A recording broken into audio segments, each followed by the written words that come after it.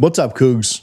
So today we're going to talk about an incredible story about a former BYU player who was facing prison time when something miraculous happened. But first, I want to further discuss the recent charges against BYU receiver Parker Kingston. He was charged with felony rape. As I discussed in yesterday's video on this topic, we need to be patient and let the legal system do its job, and try to not rush to pass judgment. There is a way to acknowledge the gravity of this situation and to both support the victim and to support the concept that you are innocent until proven guilty. Both of those things can be accomplished at the same time. With that said, I want to make something very clear in this video. I'm doing this story today because it highlights how important the concept of innocent until proven guilty is, and because it highlights how the media typically attacks BYU in these types of situations. Let me make it very clear. I am in no way implying that the Parker Kingston situation has anything to do with the one that we are about to discuss, or that it will have any type of similar outcomes. And this is in no way a defense of his alleged behavior. Personally, as I've stated, both in this video and the last, we are here waiting until all of the facts come out. To understand why patience matters, we have to look back at the terrifying ordeal of Derik Stevenson. It was a cold morning in the San Pete County Jail. Derik Stevenson was a linebacker for BYU.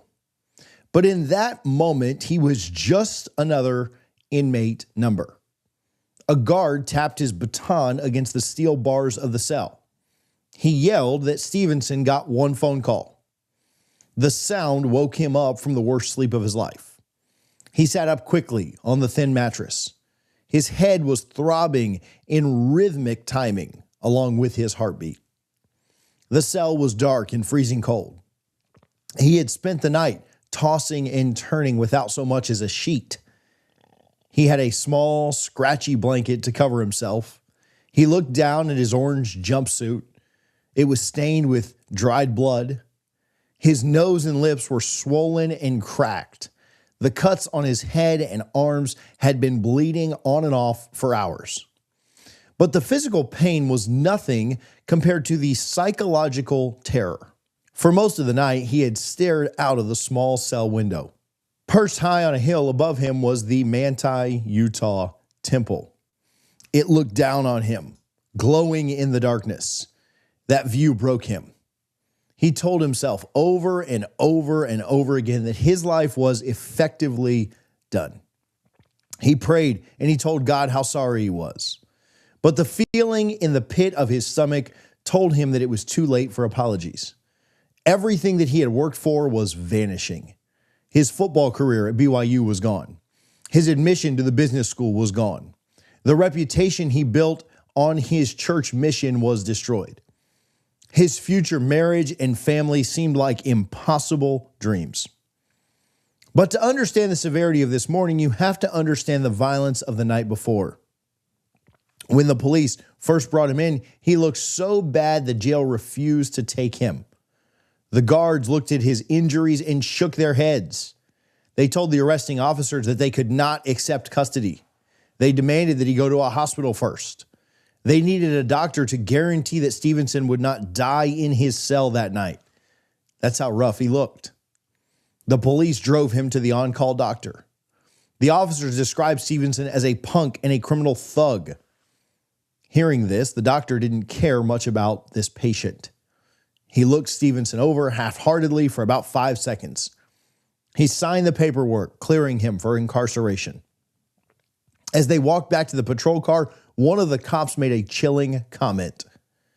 He said it would be good riddance if Stevenson died. Stevenson sat in the back seat with his hands cuffed. They drove past Snow College on the way back to the jail. He looked out the window at the parking lot where the incident took place. And it all happened so fast. It was a blur of adrenaline and fear. He genuinely thought he was going to be killed during the altercation. He was scared. He knew that he had made a big, stupid mistake by being there, but he maintained that his actions were entirely in self-defense. He told himself that he would never take another man's life. He just didn't know what else to do in that moment. Earlier that night, Derik Stevenson had walked up to a group of men who were beating up his friend.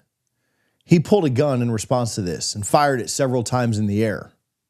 Once the gun was empty, the group attacked Stevenson, allegedly kicking and beating him until he was unconscious. Now the sun was coming up. He had one phone call to make, but he was absolutely terrified to make it. He sat on the edge of his metal cot and he put his hands over his shaking head. He knew exactly who he had to call. He knew exactly how disappointed that man would be in him. But there was only one man powerful enough to help him. There was only one man who could help him navigate this disaster. He had to call his head coach, LaVell Edwards. He knew that LaVell loved him enough to hear him out. He hoped LaVell could get him out of the cage. LaVell was more than a coach to him. He was like a second father. Stevenson's own parents had trusted Coach Edwards to watch over him since the time he was 18 years old. LaVell was loving, but he was also firm and steadfast. The thought of facing him was paralyzing. Stevenson paced around his small cell. He was trying to build up the courage to dial the number.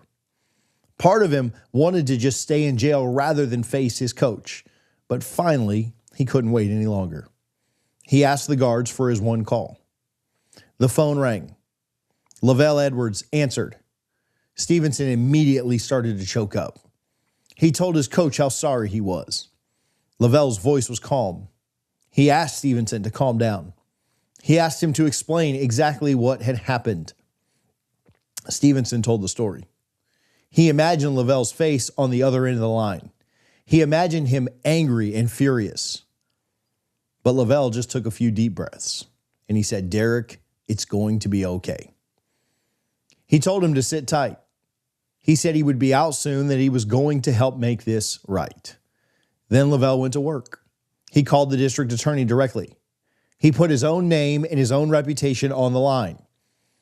He asked the DA to release Stevenson on his own recognizance. He didn't want him to have to put down bail money. LaVell promised that he would personally ensure that everything was done properly. The DA agreed. Stevenson was released from the county jail. He began the long, painful drive back to Provo. But getting out of jail was just the first hurdle. The BYU Honor Code office had been notified. They knew 2 visitors were coming to see them. Initially, the Honor Code office was accommodating. LaVell laid out a plan to make things right. They agreed to handle the situation internally. They wanted to work together without a public explanation to resolve it. But then the story leaked. Misinformation started spreading through the public and the media. The narrative turned ugly. Suddenly, BYU changed their minds. The pressure was a bit too high. They gave Stevenson a brutal ultimatum. He could withdraw from school immediately, or they would kick him out. Stevenson was devastated. His dreams of playing football and getting his degree were finished. The system was done with him. But LaVell Edwards was not done with him. LaVell saw the situation very differently than the administration. He didn't see a criminal.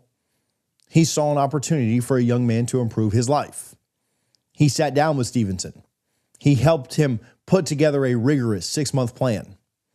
He told Stevenson that this was his chance to show BYU who he really was. He told him that if he wanted it bad enough, there was a way back, that he could earn his way back into school, that he could earn his spot back onto the team.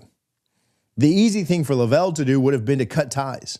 Stevenson was a problem child, bringing bad press to the program. It would have been a lot safer to just say goodbye. Stevenson clearly wanted to give up. The road back looked too hard and too long, but LaVell refused to let him quit. He saw something in Stevenson that Stevenson could not see in himself. For the next few months, Stevenson's life was bleak. He was no longer a BYU student. He was no longer a member of the football team. He was entirely on his own, except for LaVell. LaVell was his only constant. He checked in with Derik regularly. Stevenson checked in with him regularly. The conditions for readmission were severe. He had to perform 240 hours of community service. He had to work a full-time job. He had to clear up every single legal charge against him. It was a grind. Many times during these 6 months, Stevenson wondered why LaVell even cared. LaVell had 99 other players on the roster to worry about, yet he made Stevenson feel like he was the only guy on the team. Stevenson wanted to quit many times, but LaVell's belief carried him through. He knew that he couldn't give up as long as his coach was pushing him. Eventually, the work paid off. Stevenson corrected his legal problems. He was readmitted to BYU. He considered that the greatest accomplishment of his college years. His successes on the football field were a very distant third. And that is exactly how LaVell would have wanted it. LaVell never really coached him on technique or strategy. He coached him on life. He wanted Stevenson to be a successful man. He wanted him to be a successful father with a successful career. When Stevenson was in jail, he wasn't a star player. He was just a young sophomore. He had a minor role on special teams. The BYU football program would have been just fine without him. They would have won just as many games. But Coach Edwards embraced him as if he was indispensable. He changed Stevenson's life just like he did for thousands of other young men. That is the true legacy of LaVell Edwards. When Stevenson was at his lowest point, he had one call. He knew he could make that call. He knew LaVell would love him unconditionally. He knew LaVell would do anything to help him. He treated him like the only player on the team. The arrest happened over 20 years ago. In the years before LaVell passed, they laughed about it. LaVell would see Stevenson with his 4 daughters. He would laugh about the payback Stevenson was getting for the stress that he had caused him. Today, Stevenson looks at his kids and his career, and he thanks God for a coach who cared about him more than football. We appreciate you guys for tuning in today. We appreciate our partners over at Sleeper. You can learn more about them in the description as they bring you all of our content this year. We will talk to you guys soon on the next one here on College Football Addiction.